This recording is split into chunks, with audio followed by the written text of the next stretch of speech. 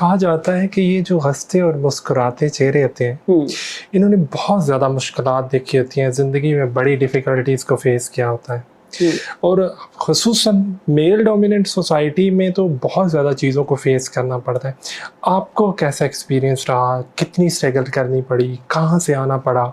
आपने ये सवाल बहुत अच्छा किया एक मेल डोमिनेटिंग सोसाइटी के हिसाब से, और ऑफ कोर्स मैं एक फ़ीमेल हूँ तो नो डाउट बहुत सारी चीज़ें फेस करनी पड़ती हैं।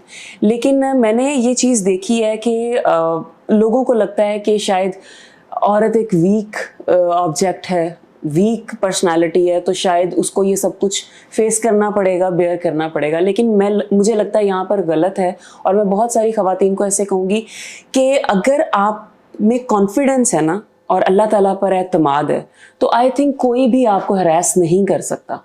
हाँ, कुछ लोगों में ये होता है कि कुछ लोग चाहते हैं बस जो भी है वो जल्दी से मिल जाए, तो जब जल्दी से चाहिए होता है तो ऑफ कोर्स हम अल्लाह ताला की प्लानिंग के अगेंस्ट जा रहे होते हैं, और जब अल्लाह ताला की प्लानिंग के अगेंस्ट जा रहे होते हैं तो हमें दुनियावी सहारों का सहारा लेना पड़ता है।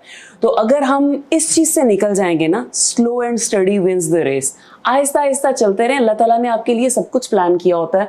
और ऑफ कोर्स जब आप पॉजिटिव वे में अच्छे तरीके से चलते हैं तो फिर कोई भी रुकावट आपके रास्ते में बेशक वो आ जाए लेकिन आपको रोक नहीं पाती। तो मेरे रास्ते में भी बहुत सारी रुकावटें आई होंगी, लेकिन अल्हम्दुलिल्लाह मैं जहाँ पर भी हूँ, ऑफ कोर्स लोग तो कहते हैं कि खैर आप बहुत ज़्यादा सक्सेसफुल हो गई हैं और पहले से चीज़ें चेंज हो गई हैं, लेकिन मैं स्टिल यही कहती हूँ कि अल्हम्दुलिल्लाह मैं कुछ भी नहीं हूँ, जो है मेरे अल्लाह ताला का करम है, और इंशाल्लाह मैं आगे काम करती रहूँगी, जाती रहूँगी। किसी खातून को आइडियलाइज भी करती हैं आप समझती, जैसे मैंने सवाल किया कि मेल डोमिनेटिंग सोसाइटी है, तो हमारा वो माशरा जिसमें ख़वातीन ने मेहनत किया और प्राइम मिनिस्टर ऑफ पाकिस्तान भी बनी है, और भी ऐसी किसी खातून को आइडियलाइज करती हैं आप? मेरे लिए सभी ख़वातीन बराबर हैं, बहुत रिस्पेक्टेबल हैं।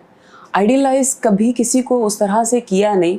हाँ, मैंने एक चीज़ में अपनी अम्मी को ज़रूर आइडियलाइज़ किया एक चीज़ में, और वो मुझे लगता है कि ऑफ कोर्स वो मेरी ज़िंदगी में जब वो वाला एक पार्ट आएगा जब आई विल गेट मैरिड, तो उसमें I will have to follow उनका जो है ना तरीक़ेकार, क्योंकि मैं देखती हूँ कि अल्हम्दुलिल्लाह हमारा जो फैमिली सेटअप है उसमें बहुत प्यार मोहब्बत और इत्तफाक है, सब कुछ है, लेकिन स्टिल ऑफ कोर्स मैंने एक चीज़ देखी है कि आदमी डोमिनेंट हो ही जाता है। तो मैंने अपनी अम्मा को देखा है कि बहुत सारे ऐसे मोमेंट्स लाइफ में मैंने देखे हैं कि जब कभी अब्बू किसी गलत बात पर भी ऊंचा बोल पड़े या कुछ डांट दिया या कुछ ऐसे कर दिया, तो मेरी अम्मा ने बड़े सब्र से, खामोशी से कोई रिस्पॉन्ड ही नहीं किया।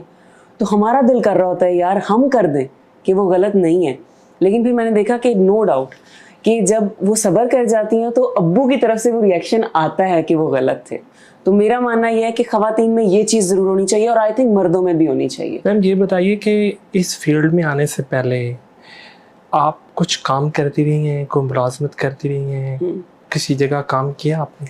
मैं सबसे पहले यूनिवर्सिटी के टाइम पे तो मैं टीचिंग कर रही थी, होम ट्यूशन्स पढ़ाती थी मैं, और मैं यहाँ से EME सोसाइटी, वाबरा टाउन सोसाइटी जाया करती थी और चिंगची रिक्शे पे जाया करती थी। अब बहुत सारे मैं लोगों को देखती हूँ कमेंट्स करते हैं कि यार जब हर कोई कामयाब हो जाता है ये हर कोई गरीब ही क्यों निकलता है। देखिए मेरा मानना ये है कि एक तो सक्सेस आपके पास आती है, आपके वो कहते हैं ना मौरूसी आ रही होती है, तो आई थिंक आप उसकी उस तरह से कदर नहीं करते, बहुत सारे केसेस में मैंने देखा।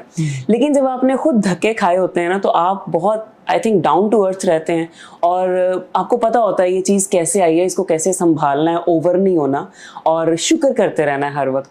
तो मैं वाकई चिंची रिक्शे पे जाया करती थी, और मुझे किराया भी याद है 12 रुपये होता था यहाँ ठोकर से, मैं वाबरा टाउन जाया करती थी, और एक ही फैमिली की जो 4 बच्चियाँ थी उन्हें पढ़ाया करती थी। फिर वहाँ से मेरा टीचिंग का जो करियर है वो स्टार्ट हुआ। फिर मैं EME में मूव कर गई। यहाँ पर मैंने डिफरेंट ब्लॉक्स में, एक ब्लॉक से दूसरे ब्लॉक में पैदल जाया करती थी, क्योंकि मुझे होता था यार 10 रुपये भी बचा लो, 1 रुपया भी बचा लो जो बच रहा है, चलो वॉक हो जाए। तो मैंने कोई तकरीबन 7-8 साल होम ट्यूशन पढ़ाई है। उसके बाद फिर मैंने आपने देखा होगा जैसे मार्केटिंग होती है डिफरेंट ब्रांड्स की, डिफरेंट आप मॉल्स में जाते हैं, लड़कियां खड़ी हुई होती हैं, वो प्रोडक्ट सेल कर रही होती हैं कि अस्सलाम वालेकुम सर ये हमारा प्रोडक्ट है, ये प्लीज़ आप ट्राई करके देखें। तो मैंने वो वाला काम भी किया हुआ है।